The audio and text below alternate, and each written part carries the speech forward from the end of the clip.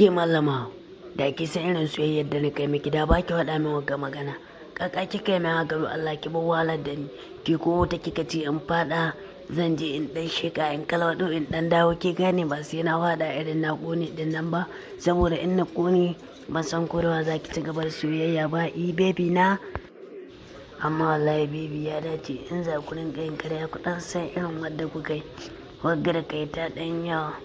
Ni yanzu dai ba shi barin Allah 3,000 nake so ka bani in je in yi anko.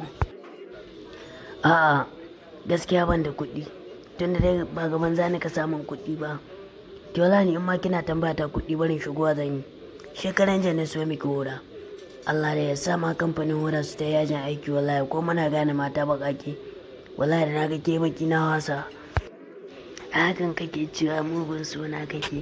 Yanzu ga nan ɗan ankun da na ce kaman ka gaza ka ce ka bani wuri don ni ban ma san abin da zan yi da kai ba. Wallahi yana ta yaban ƙara dawowa ni ma zan yi da ke yan neman mai wasu kama an samu jaki wallah.